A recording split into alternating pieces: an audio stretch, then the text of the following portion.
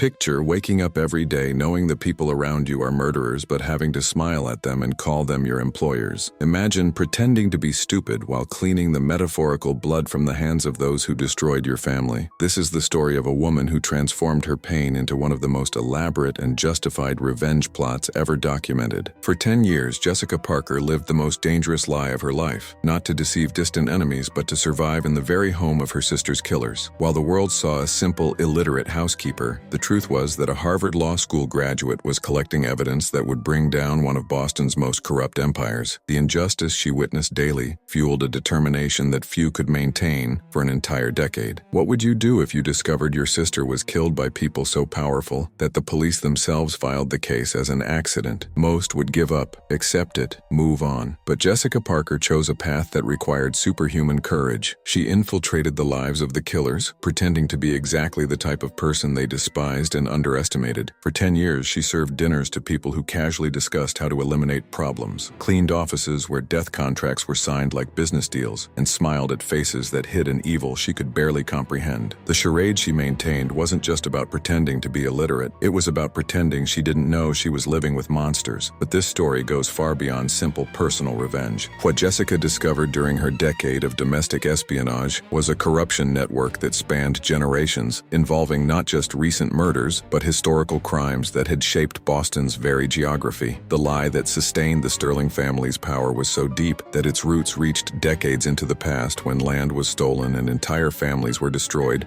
to build an empire that presented itself as respectable. The betrayal Jessica faced wasn't just personal. It was systemic, historical, an open wound in the conscience of an entire city that had chosen to look the other way for far too long. What makes this story even more extraordinary is that the final revelation didn't come from Jessica, but from someone no one expected, the criminal family's own matriarch. When all seemed lost, when the Sterlings had discovered her true identity and planned to eliminate her as they had done with her sister, an unexpected confession changed everything. Secrets kept for nearly a century finally came to light, revealing that the corruption was even deeper than anyone had imagined. And so began one of the most spectacular falls of a powerful family in modern history, proving that sometimes justice doesn't just arrive, it arrives with compound interest from decades of accumulated injustice.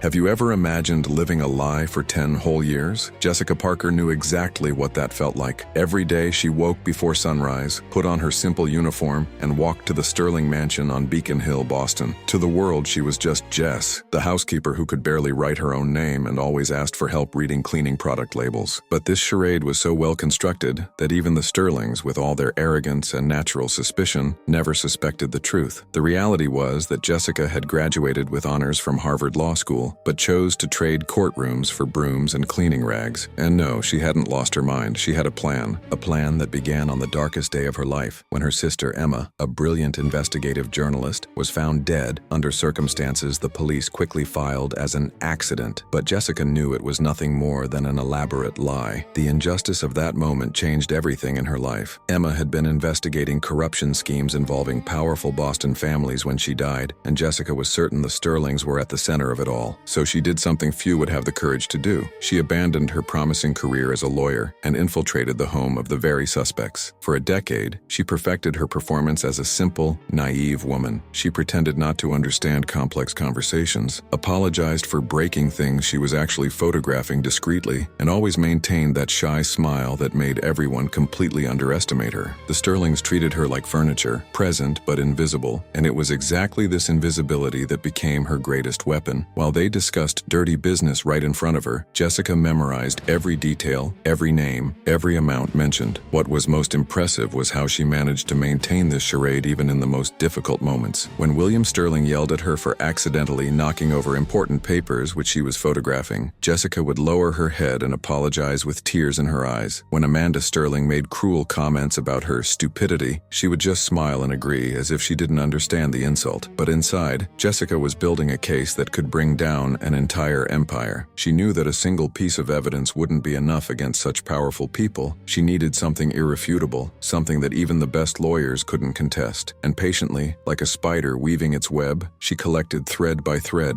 the evidence she needed. The betrayal her family had suffered would be avenged, but she had to be smart about it. Each morning was a new acting challenge. Jessica had to remember to speak slowly, ask dumb questions about obvious things, show difficulty with tasks any literate person would do easily. She created an entire persona, the woman who came from a poor rural family, who never had opportunities to study, who was too grateful for having a job to question anything. The Sterlings bought this story completely, and why wouldn't they? After all, it confirmed all the prejudices they had about people like her. To them, it was impossible that someone from the lower class could be smart enough to deceive them. This arrogance would be their downfall, but Jessica knew she needed patience. Injustice had waited 10 years to be corrected. It could wait a little longer. Jessica's daily routine was a masterpiece of espionage disguised as housework. She cleaned William's office always at the same time, when he was in meetings, and had memorized the location of every important document. She pretended to have difficulty operating simple equipment, but actually used this excuse to stay longer near important conversations. When serving dinner, she maintained that blank expression on her face, while the Sterlings discussed business that could destroy entire lives. They talked about bribes like discussing a lunch menu, about intimidation like commenting on the weather, and Jessica absorbed everything, transforming each word into another piece of the puzzle she was assembling. Corruption was so natural to them that they didn't even bother lowering their voices in front of the dumb housekeeper. The hardest part wasn't maintaining the charade, it was controlling her anger. How many times did Jessica have to swallow her indignation when she heard the Sterlings laugh about how they had solved problems with overly curious journalists? How many times did she want to scream that she knew exactly what they were talking about, that her sister had been one of those victims? But she knew revenge would be sweeter if served cold, very cold. So she channeled all that rage into her mission, transforming each humiliation into fuel to continue. When Amanda Sterling called her "our dear dumb Jess" in front of friends, Jessica smiled and thanked her, but inside she was calculating how many years in prison that woman deserved. The lie she lived every day was painful, but it was also her most powerful weapon against the injustice that had destroyed her family. After a decade of this double life, Jessica had become an expert at reading people. She knew when William was nervous by his hand movements, when Amanda was planning something by her eyes, when there was tension in the air by whispered conversations. Her privileged position as human furniture gave her access to information that not even the Sterlings' closest associates possessed. And finally, after years of collecting crumbs of evidence, Jessica felt she was getting close to something big. There were patterns in the documents she photographed, connections between names that appeared repeatedly, amounts that didn't make sense for legitimate business. The web of corruption was even bigger than she had imagined, and the Sterlings were right at the center of it. But Jessica also knew she was reaching a dangerous point. The closer she got to the truth, the greater the risk of being discovered. And when that happened, she would need to be prepared for what came next. It was an ordinary Tuesday when everything changed for Jessica. She was doing her routine cleaning in William Sterling's office, that mahogany and leather sanctuary where the dirtiest decisions were made with the elegance of someone choosing wine for dinner. As always, she had waited for William to leave for his weekly club meeting, leaving the office empty for exactly 2 hours. Jessica knew this routine better than William himself. After all, 10 years of observing his every move had made his habits as predictable as a Swiss watch. She entered the office pretending to carry her cleaning supplies, but actually carried a tiny camera hidden among the rags. What she found that day would make all her patience and planning finally pay off. On the desk, scattered as if William had left in a hurry, were documents that revealed the true extent of the Sterling corruption. It wasn't just some bribes or questionable business. It was an entire empire built on lies and betrayal. Jessica photographed page after page of suspicious bank transfers, fraudulent contracts, and what shocked her most, a list of problems solved that included names of journalists, activists, and even some politicians who had tried to investigate the family. Emma's name was there, marked with a date that corresponded exactly to the day of her death. Jessica had to lean on the desk to keep from fainting. She finally had proof that her sister had been murdered, and not only that, she had evidence that the Sterlings were responsible for a crime network that extended for decades. Her hands trembled as she photographed each document, each signature, each seal that proved the monumental fraud this family had built. The injustice she had felt for 10 years now had a name, surname, and address, but fate, as always, had its own plans. Just when Jessica was photographing the last document, one that detailed payments to silence witnesses, she heard the unmistakable sound of Amanda Sterling's heels echoing down the hallway. Her heart raced, but years of training in maintaining the charade made her act quickly. She tucked the camera among the cleaning rags and began to organize the papers on the desk, pretending she had accidentally knocked everything over. When Amanda entered the office, she found Jessica with that panicked expression a dumb housekeeper would have when handling important things. "Sorry, Mrs. Amanda," Jessica stammered. "I was cleaning and bumped into the desk. I can't read well, so I don't know if I messed up something important." It was the performance of her life, and she knew her survival depended on Amanda believing her. Amanda Sterling stopped at the door and observed Jessica with those cold eyes that always made her feel like a bug under a magnifying glass. There was something different in the air, a tension Jessica had never felt before. Amanda walked slowly to the desk, her eyes examining each paper, each corner of the office as if looking for something specific. "Jess," she said with that sweet voice that hid poison, "how long have you worked for us?" Jessica knew this apparently innocent question was actually a test. 10 years, ma'am," she replied with a trembling voice, "and I'm very grateful for the opportunity." But Amanda continued to observe her with disturbing intensity. 10 years, Amanda repeated. "And in all this time you never showed curiosity about what my husband does? Never tried to read any of these papers?" The lie Jessica had lived for a decade was being tested like never before. Jessica forced tears to her eyes, a trick she had perfected over the years. "I can't read well, Mrs. Amanda," she sobbed. "My mother always said people like me don't need to know about complicated things. I just want to do my job and not cause trouble for anyone." It was an Oscar-worthy performance, but Jessica could feel that Amanda wasn't completely convinced. There was something in the Sterling matriarch's eyes that suggested a suspicion that went beyond normal paranoia. Amanda walked around Jessica like a predator circling its prey,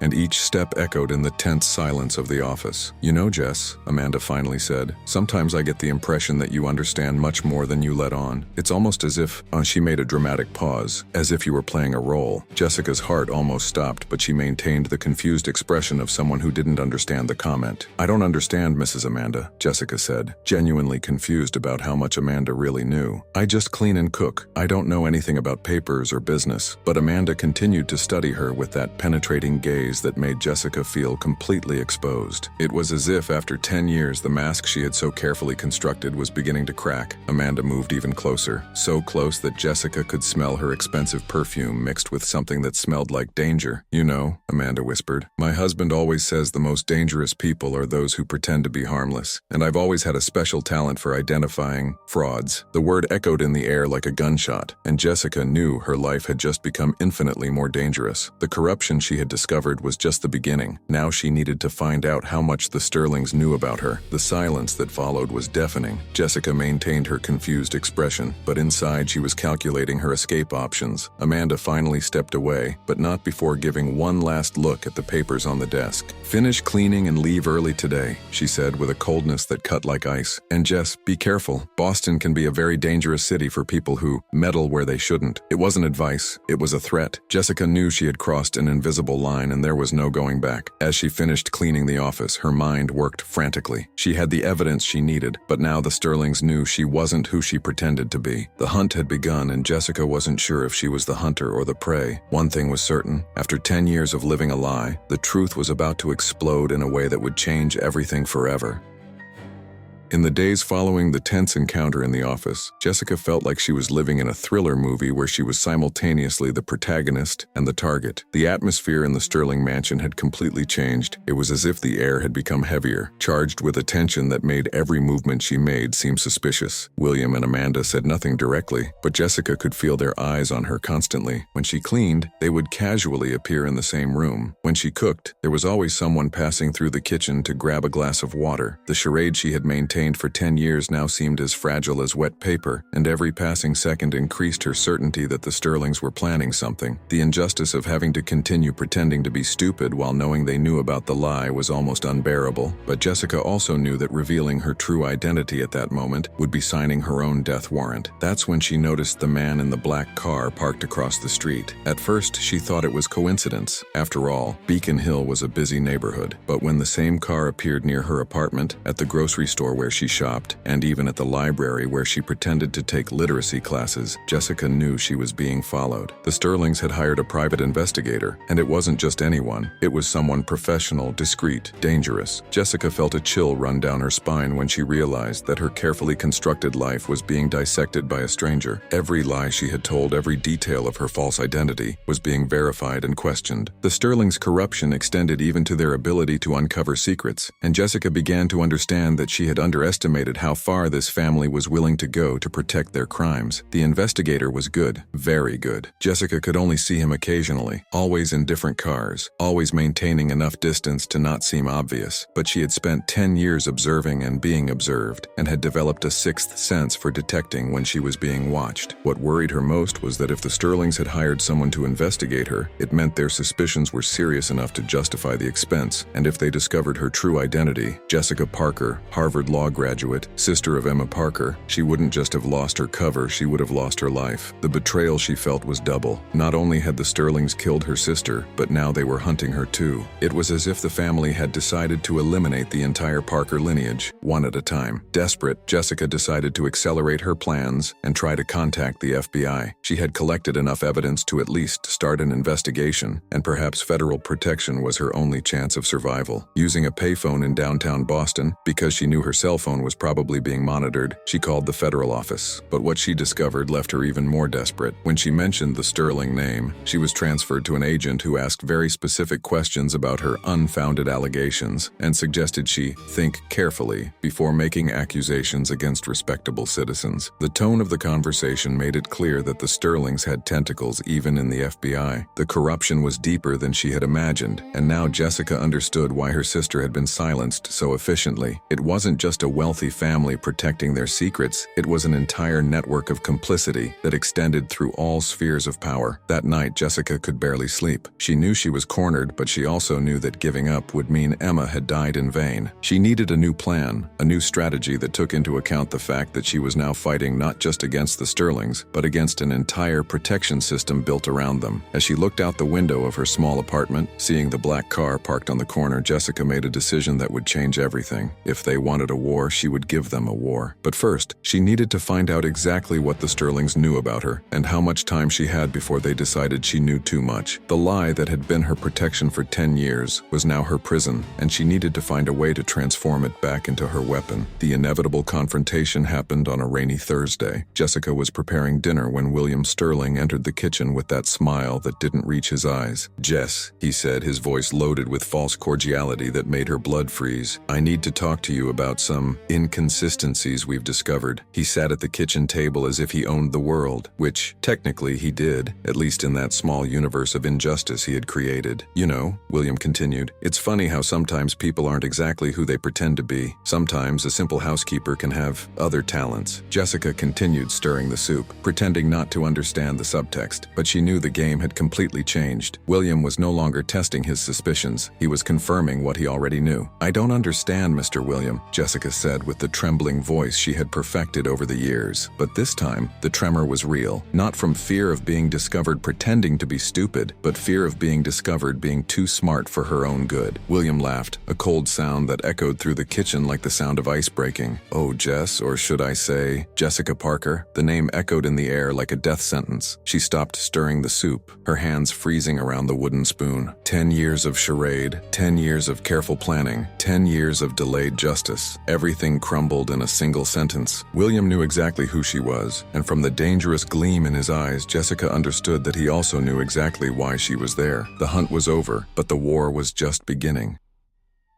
The silence that followed William's revelation was deafening. Jessica knew there was no point in pretending anymore. Her identity had been discovered, and continuing the charade would be not only useless, but dangerous. Slowly, she turned to face William, and for the first time in 10 years, she allowed her true intelligence to shine in her eyes. "So you know," she said, her voice now firm and clear, without the feigned tremor she had used for so long. William smiled, but it was the smile of a predator that had finally cornered its prey. "Of course I know, Jessica. Did you really think you could fool a family like ours for so long? That you could infiltrate our home, steal our secrets, and get away with it? The lie was over, but Jessica discovered that feeling free to be herself again was both liberating and terrifying. Now she was face to face with the man who had ordered her sister's death, with no more masks to hide behind. Amanda Sterling entered the kitchen at that moment, as if she had been waiting outside to make a dramatic entrance. She looked at Jessica with a mixture of admiration and contempt that was disturbing. "I must admit," Amanda said, "that was an impressive performance. 10 years pretending to be an illiterate idiot. That requires a dedication I almost respect." She approached Jessica with the confidence of someone who knew they held all the cards. "But you made a fatal mistake, dear. You underestimated our ability to discover betrayals." The word betrayals was pronounced with so much venom that Jessica felt as if she had been physically attacked. "Betrayal?" she responded, her voice loaded with indignation. "You killed my sister. You destroyed entire families, and I'm the traitor." The injustice of the accusation made her tremble with rage, but she knew she needed to maintain control if she wanted to get out of that situation alive. William stood up from the table, his presence filling the kitchen with an aura of power and danger. "Your sister was a meddling journalist who didn't know when to stop asking questions," he said with a coldness that made Jessica understand why so many people feared him. "And you apparently inherited the same self-destructive stubbornness." He walked to the window, looking outside, as if contemplating the future. "The difference is that Emma was eliminated quickly, without knowing what hit her. You, on the other hand, had 10 years to understand exactly who you were messing with. That makes your situation much more complicated." The threat wasn't subtle. It was a clear promise that Jessica's fate would be much worse than her sister's. The Sterling's corruption wasn't just financial, it was moral, it was human, it was a rot that infected everything around them. That's when Jessica realized they weren't just threatening to kill her, they were planning to destroy her completely before that. "You know," Amanda said with that cruel smile, "it would be very easy to simply make you disappear like your sister, but where would be the fun in that?" She opened a folder she had brought with her, revealing photographs of Jessica entering and leaving banks, expensive stores, places that the poor housekeeper should never frequent. "We're going to do it differently this time. First, we're going to destroy your reputation. These photos show you stealing from us for years. We have witnesses willing to swear that you confessed to forging documents, stealing jewelry, selling confidential information." Jessica felt her stomach sink as she realized the extent of their plan. It wasn't just about silencing her, it was about ensuring that even if she managed to speak, no one would believe her. "And then," William continued, "when you're in prison, facing charges of theft, forgery, and industrial espionage, you'll have a very convenient accident. Prisoners who steal from respectable families don't usually last long in jail." The coldness with which he described his assassination plan made Jessica understand that she was dealing with people who had turned evil into an exact science. They didn't just kill, they methodically destroyed lives, ensuring their victims were completely discredited before being eliminated. That's how they had managed to operate for so long without being caught. They didn't just leave bodies behind, they left ruined reputations that no one cared to investigate. The lie Jessica had lived for 10 years was nothing compared to the fraud the Sterlings were about to create about her. Jessica felt despair beginning to take hold, but forced herself to stay calm. "You can try to destroy me," she said, "but the evidence I collected won't disappear with me. I wasn't stupid enough to keep everything in one place. It was a partial bluff. She had some evidence hidden, but not as much as she would have liked." William and Amanda exchanged a look that confirmed they had considered this possibility. "Oh, you mean this evidence?" Amanda said, pulling an envelope from her folder. Inside were copies of some of the photographs Jessica had taken over the years. "Our investigator is very good at what he does. He found your hiding place days ago." Jessica's heart sank as she realized they were always one step ahead. The betrayal she felt now wasn't just for the crimes they had committed, but for the systematic way they had dismantled her life. But then William made the mistake that would change everything. In his arrogance, he couldn't resist bragging. "You know what amuses me most about this whole situation?" he said, approaching Jessica with that sadistic smile. "It's that you spent 10 years looking for evidence of our crimes, when the truth is that everything we did was perfectly legal. Every bribe, every threat, every accident, all covered by laws we helped write ourselves." He laughed, a sound that echoed through the kitchen like the noise of breaking glass. "Your sister died for nothing, Jessica, and you're going to die for nothing too, because at the end of the day, we own the rules of the game." It was the confession Jessica needed, but it was also confirmation that she was fighting against a system much larger than she had imagined. The corruption wasn't just the Sterlings, it was an entire system they had helped build. And now, cornered in the kitchen where she had pretended to be a stupid housekeeper for 10 years, Jessica needed to find a way to turn this impossible game around.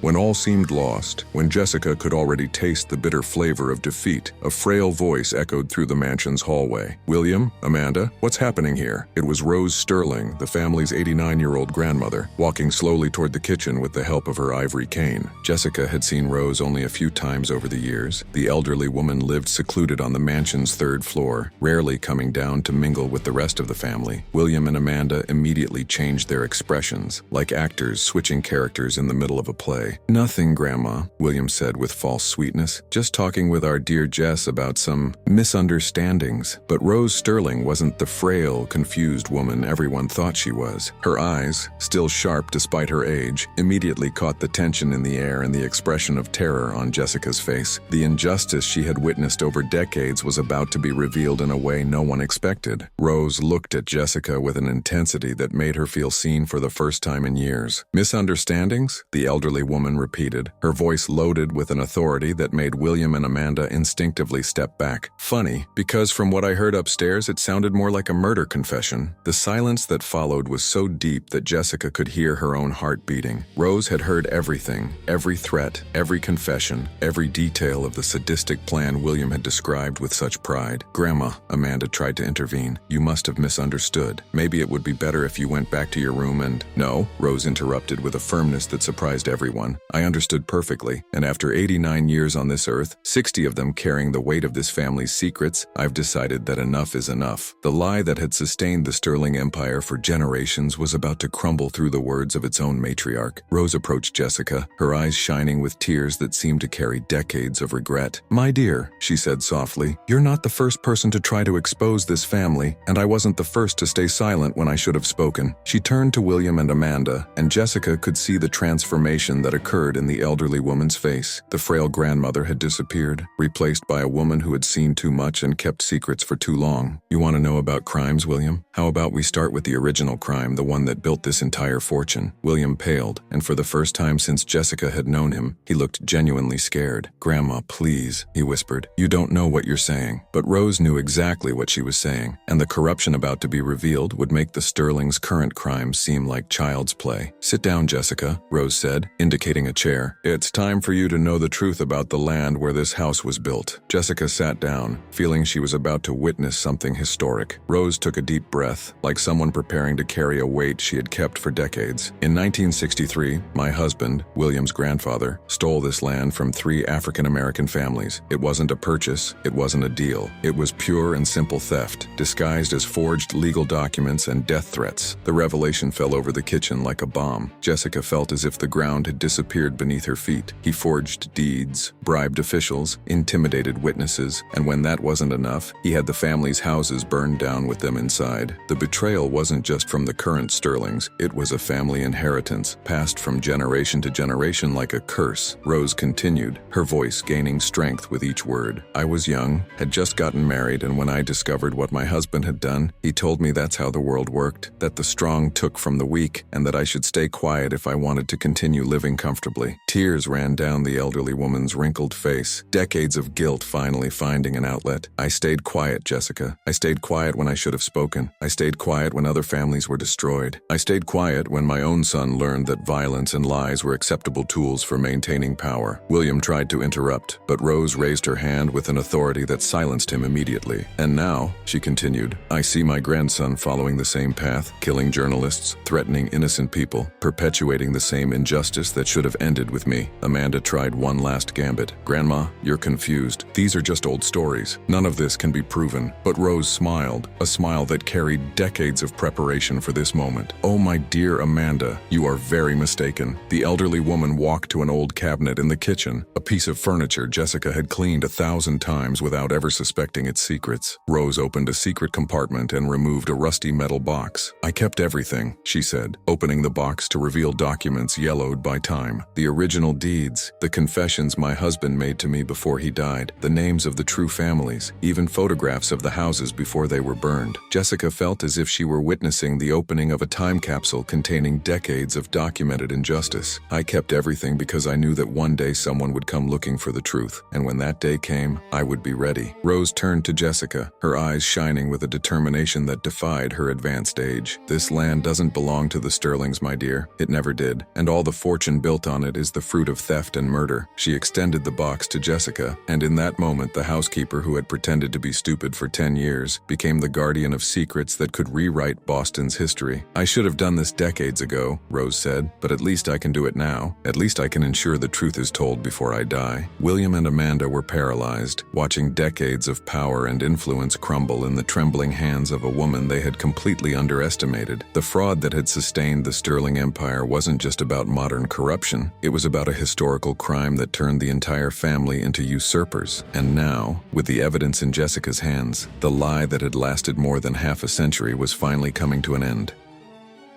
With Rose Sterling's documents in her hands and the confessions secretly recorded on her phone, Jessica finally had what she needed to destroy the empire built on lies and blood. But she knew she couldn't trust the local FBI. The Sterling's corruption extended far beyond what she had imagined. Instead, she contacted the Federal Attorney General's office in Washington directly, sending copies of the evidence to journalists from 3 major television networks simultaneously. The strategy was simple: make the story too big to be buried, involve too many people for the Sterlings to silence everyone. When the first reports began airing, Jessica watched from her apartment as decades of injustice finally came to light. The empire that seemed untouchable crumbled within days, like a house of cards hit by a hurricane of truth. The reaction was immediate and devastating for the Sterlings. William was arrested in his own mansion, handcuffed in front of the television cameras he had tried to control for so long. Amanda attempted to flee to a country without an extradition treaty, but was captured at the airport when trying to board with fake documents and millions of dollars in diamonds. The irony wasn't lost on Jessica. The family that had built their fortune on forged documents was finally brought down, trying to use the same fraud that had defined their existence. The charges were extensive: murder, money laundering, corruption, falsification of historical documents, and a list of crimes that seemed endless. But what shocked the public most was the discovery that the entire Sterling fortune had been built on land stolen from African American families decades earlier. The betrayal wasn't just individual, it was systemic, historical, an open wound in the conscience of an entire city. The trial became the most watched event in Boston in decades. Jessica testified as the main prosecution witness, and for the first time in 10 years she could speak in her own voice, use her legal education, show the world who she really was. When she told her story, 10 years pretending to be illiterate to collect evidence against her sister's killers, even the most skeptical jurors were visibly moved. The courage she had shown, the dedication to justice, the patience to build a solid case against people infinitely more powerful than her. All of this resonated with people who had also felt powerless in the face of injustice. Rose Sterling, despite her advanced age, also testified, and her words carried the weight of decades of regret, finally transformed into action. "I've lived 89 years, she told the court, and the last 60 were a lie, but at least I can die knowing the truth was told." The case's impact extended far beyond the Sterlings. The investigation revealed a corruption network that included politicians, judges, businessmen, and even some federal agents. Dozens of people were arrested, and many others lost their positions when their connections to the Sterlings came to light. Jessica watched with satisfaction when the FBI agent who had tried to discourage her from making allegations was arrested for obstruction of justice. The fraud that had protected the Sterlings for so long turned out to be much bigger than she had imagined. It was an entire system of complicity that was finally being exposed and dismantled. Each arrest, each resignation, each revelation was a small victory for all the victims who had been silenced over the years. But perhaps the most gratifying part of the entire process was the restitution of the land to the rightful families. Based on the documents Rose had kept for decades, it was possible to identify the descendants of the families who had been robbed in 1963. Jessica worked personally with civil rights lawyers to ensure the land was returned, and that the families received compensation for the 60 years of injustice they had suffered. When she handed the keys to the Sterling mansion to Dorothy Washington, granddaughter of one of the original families, both women cried. "My grandmother always said that one day the truth would come out," Dorothy said. "She died believing our family would recover what was ours. Thank you for making this possible." It was justice in its purest form, not just punishing the guilty but restoring what had been stolen. Jessica used her experience to become one of Boston's most respected attorneys, specializing in white-collar crime and corruption cases. She opened a practice that offered free services to families who had been victims of similar injustices, and her story became a symbol that even the most powerful people are not above the law when someone has enough courage to confront them. She frequently gave lectures about her experience, always emphasizing that justice sometimes takes time, but eventually comes to those who persist. 10 years might seem like a long time, she would say, but truth has a way of surviving all lies, and when it finally emerges, it shines brighter than any fraud ever could. Rose Sterling spent her final years actively helping with restitution to the wronged families. She sold all her jewelry and personal belongings to create a compensation fund and worked tirelessly to identify other victims of family corruption who had been forgotten by history. When she died at 92, her funeral was attended by hundreds of people whose lives had been touched by her late but genuine courage. Jessica spoke at her funeral saying, "Rose Sterling taught us that it's never too late to do what's right. That age is no excuse for complicity, and that sometimes the most unlikely heroes are those who carried the weight of guilt for so long that they finally find the strength to transform it into action." The betrayal that had defined the Sterling family for generations had finally been replaced by redemption, proving that even the darkest stories can have bright endings when courage meets the right opportunity. And so, the housekeeper who pretended to be stupid for 10 years became the woman who proved that intelligence, patience, and determination can defeat even the most corrupt systems. Jessica Parker's story teaches us that truth has its own power, an ability to survive even when buried under decades of lies and corruption. It shows us that sometimes justice doesn't come quickly, but when it arrives, it comes with devastating force that can bring down even the most solid empires. Jessica proved that an ordinary person, armed only with courage and determination, can face entire systems of power and win. Her journey reminds us that real-life heroes don't wear capes, they wear housekeeping uniforms, pretend to be what they're not, and sacrifice years of their lives so that justice can finally be served. But perhaps the most powerful lesson from this story is about the power of patience and persistence. In a world where we want immediate results, Jessica shows us that some battles require a long-term strategy. She understood that defeating powerful enemies isn't about brute force or direct confrontation. It's about intelligence, planning, and the ability to stay focused even when everything seems impossible. Her story is a reminder that the greatest victories often come to those who are willing to wait, to plan, to sacrifice the present for the future they know is possible. Rose Sterling's transformation also teaches us something fundamental about redemption and courage. At 89 years old, she proved that it's never too late to do what's right, that age is no excuse for complicity, and that sometimes the most significant acts of courage come from where we least expect them. Her decision to break decades of silence shows us that we all have the power to choose between perpetuating injustices or having the courage to expose them, regardless of personal consequences. Rose reminds us that redemption is always possible for those willing to pay the price of truth. This story shows us that what is hidden always comes to light, and that truth, however painful, is what truly sets us free. If this story made you reflect on your own courage, on the injustices you witness, on the power each of us has to make a difference, then share this video. Sometimes the right story arrives at exactly the right time for the right person. If you believe everyone deserves to know that justice is possible, even against the most powerful, hit that like button and subscribe to the channel, because stories like this need to be told, need to be remembered, and need to inspire others to never give up the fight for truth.